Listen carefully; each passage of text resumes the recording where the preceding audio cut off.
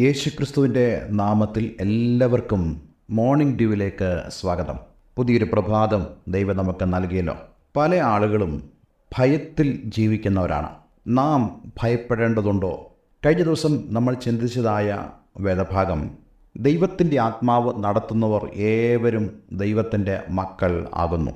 അടുത്ത വാക്യത്തിൽ നമ്മൾ വായിക്കുന്നു, റോമലേഖനം 8:15 നിങ്ങൾ പിന്നെയും ഭയപ്പെടേണ്ടതിന് ദാസ്യത്തിൻ്റെ ആത്മാവിനെ അല്ല, നാം അബ്ബാ പിതാവേ എന്ന് വിളിക്കുന്ന പുത്രത്വത്തിൻ ആത്മാവിനെ അത്രേ പ്രാപിച്ചത്. നിങ്ങൾ പിന്നെയും എന്ന് പറയുന്നിടത്ത് മുമ്പ് നമ്മൾ ഭയപ്പെട്ടിരുന്നു. എന്തിനെയാണ് ഭയപ്പെട്ടത്? നാം ഭയപ്പെട്ടത് ദാസ്യത്തിൻ്റെ ആത്മാവിനെയാണ്. അതായത് കർത്താവ് യേശുക്രിസ്തുവിൽ നാം വരുന്നതിന് മുമ്പ് പിശാച് നമ്മളെ നടത്തിക്കൊണ്ടിരുന്നു. ആ സമയത്ത് പിശാചിൻ്റെ ആത്മാവ്, അതായത് നമ്മെ അടിമത്തത്തിലേക്ക് കൊണ്ടുപോകുന്ന ആത്മാവിനാൽ നമ്മൾ നയിക്കപ്പെട്ടു. അപ്പോൾ എന്താണ് സംഭവിച്ചത്? നമ്മളിൽ ഭയത്തിൻ്റെ ആത്മാവ് വ്യാപരിച്ചു. ഞാൻ ഈ വേദഭാഗത്തെ യോഹന്നാൻ എഴുതിയ 1-ാം ലേഖനവുമായിട്ട് ബന്ധിപ്പിക്കുവാൻ ആഗ്രഹിക്കുന്നു. 1 യോഹന്നാൻ 4:18 നമ്മളിങ്ങനെ വായിക്കുന്നുണ്ട്, സ്നേഹത്തിൽ ഭയമില്ല, ഭയത്തിന് ദണ്ഡനം ഉള്ളതിനാൽ തികഞ്ഞ സ്നേഹം ഭയത്തെ പുറത്താക്കിക്കളയുന്നു. ഭയത്തിന് ദണ്ഡനമുണ്ട്. ഒരുവൻ പിശാചിൻ്റെ അടിമത്തത്തിലേക്ക് വരുമ്പോൾ അവൻ്റെ ജീവിതത്തിൽ വ്യാപരിക്കുന്നത് ഭയമാണ്. ആ ഭയത്തിൽ ദണ്ഡനമുണ്ട് എന്ന് പറഞ്ഞാൽ ആ ഭയത്തിൽ പലപ്പോഴും ആളുകൾ ഉപദ്രവിക്കപ്പെടുന്നു. മരണഭീതി അവരുടെ മേൽ കടന്നു വരുന്നു. നാളെ എന്തു സംഭവിക്കും എന്നുള്ള ഉത്കണ്ഠയാൽ അവർ നിറയുന്നു. മുന്നോട്ട് അവർക്ക് ഒരു കാൽച്ചൂട് പോലും വയ്ക്കാൻ കഴിയാത്ത സ്ഥിതിയിലേക്ക് അവർ കടന്നു വരുമ്പോൾ ദൈവത്തിൻ്റെ വചനം വ്യക്തമായി പറയുന്നു, നാം ദൈവത്തിൻ്റെ മക്കളായി തീർന്നു കഴിഞ്ഞാൽ നമ്മളിൽ നിന്നും ഭയം മാറിപ്പോകും എന്ന് പറഞ്ഞാൽ നാളിതുവരെ ദാസ്യത്തിൻ്റെ ആത്മാവ് നമ്മുടെ മേലിട്ട ഭയത്തിൻ്റെ ആത്മാവ് മാറിപ്പോകും. ഞാൻ ഈ വേദഭാഗം സംസാരിക്കുന്നത് ആത്മാവിൻ്റെ പ്രേരണയാൽ തന്നെയാണ്. പല ആളുകളും ജീവിതത്തിൽ ഭയത്തിനടിമകളാണ്. ഈ വചനം കേൾക്കുമ്പോൾ തന്നെ നിങ്ങളുടെ ഉള്ളിൽ നിങ്ങൾ നാളുകളെ ഓർത്ത്, നിങ്ങളുടെ തലമുറകളെ ഓർത്ത്, നിങ്ങളുടെ ഭവനത്തെ ഓർത്ത്, ജോലിയെ ഓർത്ത് ഭയത്തിൽ നിങ്ങളായിരിക്കുന്നെങ്കിൽ ആ ഭയത്തിൻ്റെ ശക്തികളിൽ നിന്നെല്ലാം നിങ്ങൾക്ക് വിടുതൽ പ്രാപിക്കാൻ കഴിയുന്ന ഒരു സന്ദേശമാണിത്. ദൈവത്തിൻ്റെ ആത്മാവിനാൽ നിങ്ങൾ നയിക്കപ്പെടുന്നുവെങ്കിൽ നിങ്ങളുടെ ജീവിതത്തിൽ ഭയത്തിൻ്റെ ആത്മാവ് ഉണ്ടാവുകയില്ല.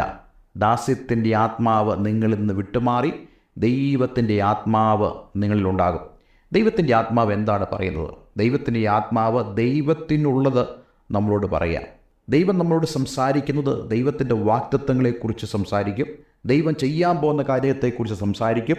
വിശ്വാസത്തിൻ്റെ ആ സമ്പന്നത നമ്മുടെ ജീവിതത്തിൽ അനുഭവിപ്പാൻ തക്കവണ്ണം കർത്താവ് സഹായിക്കും.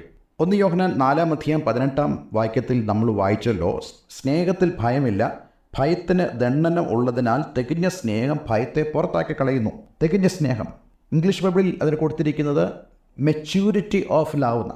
അതായത് ദൈവത്തിൻ്റെ ആ സ്നേഹം നമ്മളിൽ മെച്യൂർ ആകണം. ഇതൊരു പ്രോസസ്സിനെ കാണിക്കുക. അതായത് നാം ക്രിസ്തുവിൽ വളരുമ്പോൾ നമ്മുടെ സ്നേഹം അധികം മെച്യൂറാവുക. ആ മെച്യൂറാകുന്ന, ആ പക്വമാകുന്ന ആ സ്നേഹം, അതിനെയാണ് ഇവിടെ അപ്പോസ്തലൻ തികഞ്ഞ സ്നേഹം എന്ന് വിളിക്കുന്നത്. ഇന്ന് ഞാൻ നിങ്ങളോട് പറയാൻ ആഗ്രഹിക്കുന്നു, ദൈവത്തിൻ്റെ സ്നേഹത്തിൽ നമ്മൾ വളർന്നു വരണം. മെച്യൂറായിട്ടുള്ള ആ സ്നേഹത്തിലേക്ക് നമ്മൾ കടന്നു വരണം. ഈ സ്നേഹം എന്തു ചെയ്യും? നമ്മുടെ ജീവിതത്തിൽ ഉണ്ടായിരിക്കുന്ന സകല ഭയത്തെയും പുറത്താക്കി കളയും. എങ്ങനെയാണ് നമുക്ക് ഈ ദൈവസ്നേഹത്തിൻ്റെ മെച്യൂരിറ്റിയിലേക്ക് കടന്നു വരാൻ സാധിക്കുന്നത്? ഓരോ ദിവസവും ദൈവത്തിൻ്റെ വചനം വായിക്കുകയും അതോടൊപ്പം തന്നെ ജീവിതത്തിൻ്റെ ഓരോ സന്ദർഭങ്ങളിലും ദൈവത്തോട് പ്രാർത്ഥിക്കുകയും ദൈവത്തിൻ്റെ കരുതലും ദൈവത്തിൻ്റെ പ്രവൃത്തിയും ഓരോ ദിവസവും നമ്മൾ അനുഭവിച്ചു കൊണ്ടിരിക്കുമ്പോൾ നമ്മുടെ സ്നേഹം വർദ്ധിച്ചുകൊണ്ടിരിക്കും. ഈ തികഞ്ഞതായ സ്നേഹം നമ്മുടെ ജീവിതത്തിൽ കടന്നു വന്നിരിക്കുന്ന സകല ഭയങ്ങളിൽ നിന്നും നമ്മെ വിടുവിപ്പാനിടയായിത്തീരും. ഇന്ന് ഈ വചനം കേൾക്കുമ്പോൾ തന്നെ നിങ്ങൾ ആഗ്രഹിക്കുക, പ്രാർത്ഥിക്കുക, നിങ്ങളുടെ ജീവിതത്തിൽ ദൈവത്തോടുള്ള സ്നേഹത്തിൻ്റെ മെച്യൂരിറ്റിക്കായി പ്രാർത്ഥിക്കാം. നമുക്കിത് പ്രാപിക്കാൻ കഴിയുന്നത് കഴിഞ്ഞ ദിവസം ഞാൻ നിങ്ങളോട് സംസാരിച്ചതുപോലെ ദൈവത്തോടുള്ള കൂട്ടായ്മയിലൂടെയാണ്. 2 വശമുണ്ട്. ഒന്ന് മനുഷ്യൻ്റെ വശം എന്ന് പറയുന്നത് ദൈവത്തോടുള്ള പ്രാർത്ഥനയാണ്. ദൈവത്തിൻ്റെ വശം എന്ന് പറയുന്നത് ദൈവം തൻ്റെ തിരുവഴുത്തിലൂടെയും അതേപോലെ തന്നെ തൻ്റെ പരിശുദ്ധാത്മാവിലൂടെയും നമ്മളോട് സംസാരിക്കുകയും നമുക്ക് ഗൈഡൻസ് തരികയും ചെയ്യുന്നതിലൂടെ നമ്മുടെ ദൈവത്തോടുള്ള സ്നേഹത്തിൽ മെച്യൂരിറ്റി ഉണ്ടാകും, പക്വത ഉണ്ടാകും. ഈ പക്വത നമ്മളിലുള്ള ഭയങ്ങളിൽ നിന്നെല്ലാം വിടുതൽ പ്രാപിപ്പാനിടയാക്കി തീർക്കും. ഇന്ന് നിങ്ങൾ ഏത് വിഷയത്തെ ഭയപ്പെടുന്നോ ആ വിഷയത്തിൽ നിങ്ങൾക്കൊരു വിടുതൽ ദൈവം തരാൻ പോകുകയാണ്. ആ വിഷയം നിൽക്കുമ്പോൾ തന്നെ അതിന്മേലുള്ള ഭയങ്ങൾ നിങ്ങളുടെ ജീവിതത്തിൽ മാറിപ്പോകും. എത്രയോ സന്തോഷമുള്ള ഒരു കാര്യമാണ്.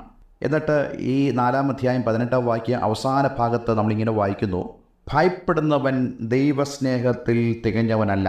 ആരെങ്കിലും തങ്ങളുടെ ജീവിതത്തിൽ ഭയത്തിൻ്റെ അടിമകളാണെങ്കിൽ, ഏതെങ്കിലും വിഷയത്തിൽ നിങ്ങൾ ഭയത്തോടുകൂടി ആയിരിക്കുന്നെങ്കിൽ ഒരു കാര്യം മനസ്സിലാക്കണം, നിങ്ങൾ ദൈവത്തിൻ്റെ സ്നേഹവുമായി ബന്ധപ്പെട്ട് നിങ്ങൾ മെച്യൂരിറ്റി പ്രാപിച്ചിട്ടില്ല, പക്വത പ്രാപിച്ചിട്ടില്ല, നിങ്ങൾ തികഞ്ഞു വന്നിട്ടില്ല. ഇന്ന് ഈ വചനം കേൾക്കുമ്പോൾ നിങ്ങളുടെ ജീവിതത്തിൽ ആ ഒരു മെച്യൂരിറ്റിക്ക് വേണ്ടി, ആ ഒരു പക്വതയ്ക്ക് വേണ്ടി നിങ്ങൾ പ്രാർത്ഥിക്കുക.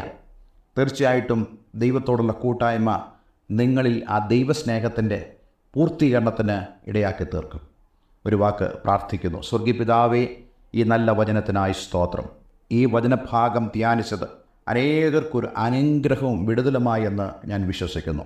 കർത്താവേ, ഈ വചനത്തിലെ ഓരോ വാക്കുകളും എന്നെ കേൾക്കുന്ന പ്രിയപ്പെട്ടവരുടെ ജീവിതത്തിൽ വലിയൊരു അനുഗ്രഹമായി മാറട്ടെ എന്ന് പ്രാർത്ഥിക്കുന്നു. യേശുവിൻ നാമത്തിൽ തന്നെ. ആമേൻ, ആമേൻ. എല്ലാവരും ദൈവം അനുഗ്രഹിക്കട്ടെ.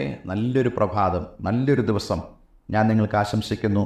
God bless you all.